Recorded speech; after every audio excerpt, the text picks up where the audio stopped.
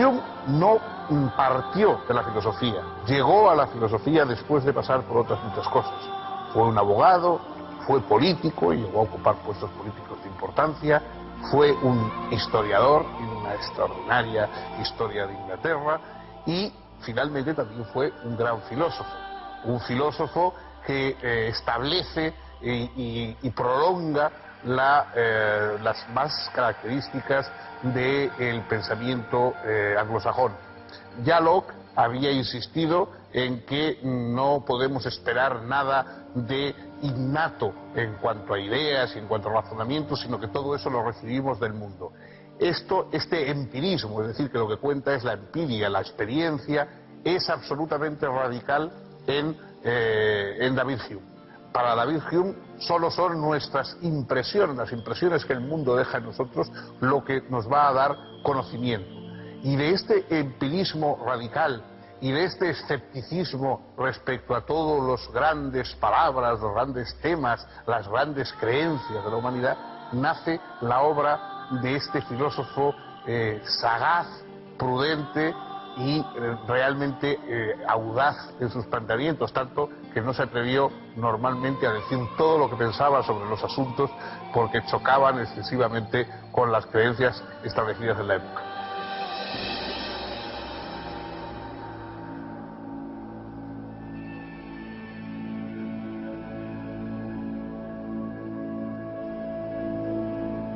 David Hume nació en Escocia, en el seno de una familia no muy rica, pero perteneciente a la nobleza.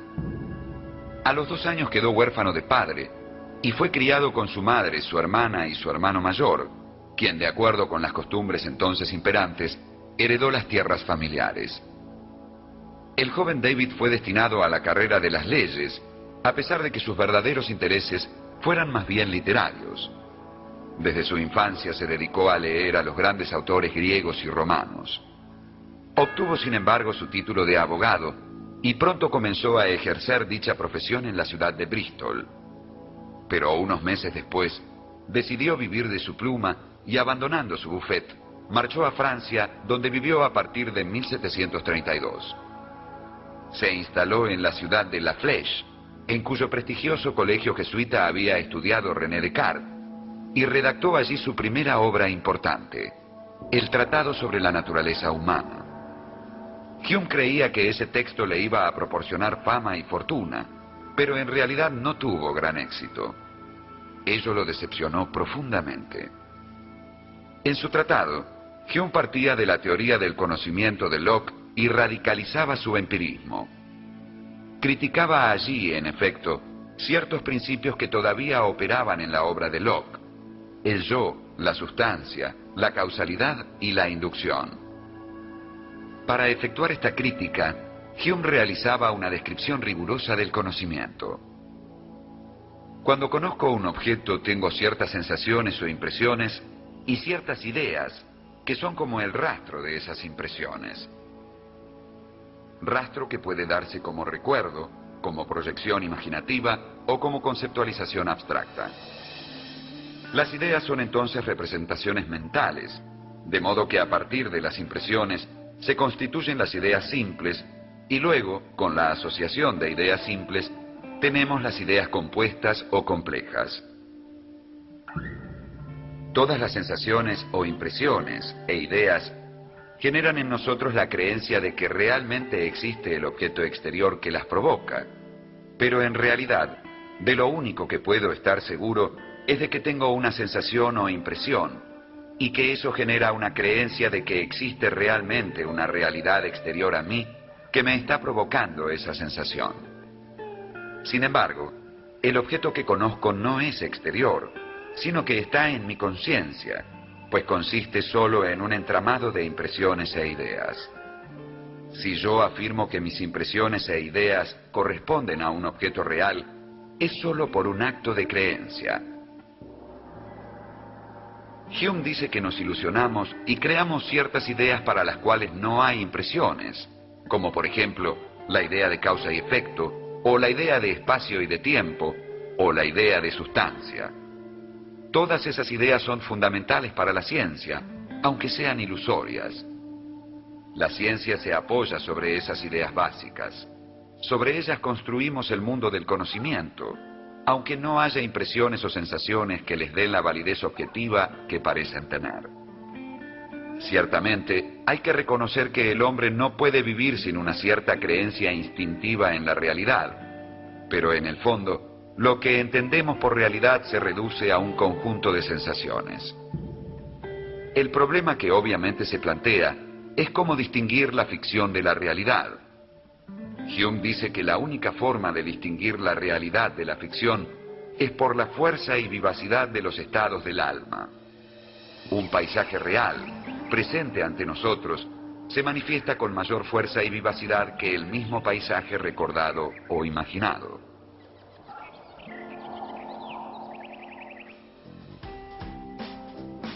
La causalidad, la sustancia y el yo, según Hume, son solo creencias, puesto que de hecho jamás tengo experiencia de ellas. Si me atengo solo a la experiencia, debo decir que el yo se me aparece como un haz de sensaciones, como un puro fluir de actos de conciencia y no como un yo único sustancial. La idea de sustancia, por su parte, se disuelve en sensaciones que nosotros agrupamos espacio-temporalmente. Y en cuanto a la causalidad, no es más que una sucesión de fenómenos que, por hábito, tendemos a considerar necesaria. La causalidad se piensa como una conexión necesaria entre dos o más fenómenos. El fenómeno antecedente es llamado causa y el fenómeno consecuente es llamado efecto. Al hablar de conexión necesaria, esto implica que, dada la causa, se sigue inevitablemente el efecto.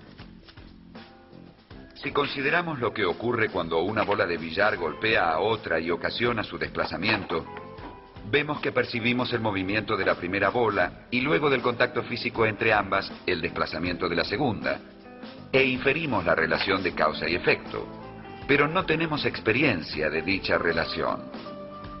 Solo podemos afirmar la sucesión temporal y la continuidad espacial, pero la causalidad no.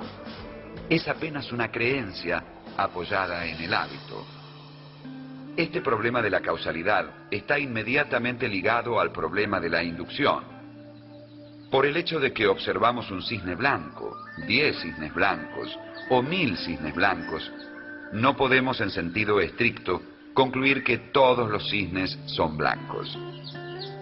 De modo que la inducción es un método que tiene un gravísimo problema con respecto a su fundamentación. De hecho, todo intento de justificación de la inducción parte del principio de regularidad de la naturaleza, que a su vez ha sido obtenido inductivamente. Obviamente, este análisis de Hume desemboca en un escepticismo radical. Todo el conocimiento científico se apoya, según él, en meras creencias. Las únicas certezas que me son permitidas son, por un lado, las que derivan de la descripción de mis impresiones y su relación con mis ideas, y por otro, las que se manifiestan en las relaciones cuantitativas de las matemáticas. Los dos primeros libros del Tratado de la Naturaleza Humana, escrito en 1737, fueron publicados en 1739. El tercero en 1740. Hume retornó a Gran Bretaña y estuvo algún tiempo en lugares de campaña y en Londres, hasta que al final retornó a Edimburgo. Luego, entre 1741 y 1742, mientras vivía con su madre y su hermano, Hume publicó sus ensayos sobre moral y política, que le dieron cierto inesperado éxito intelectual y material. El moderado éxito de sus ensayos sugirió a Hume la idea de reescribir su tratado. La reelaboración de la primera parte sería publicada recién en 1748 y luego nuevamente en 1751, bajo el título Investigación sobre el entendimiento humano. En ese mismo año, publicaría la refundición de la última parte del tratado bajo el título Investigación sobre los principios de la moral.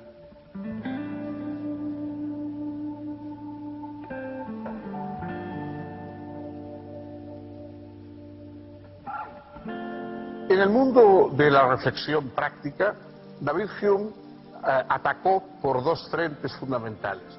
Digo atacó porque fue en contra de creencias muy veneradas, establecidas en ámbitos tan importantes como el de la ética y de la religión.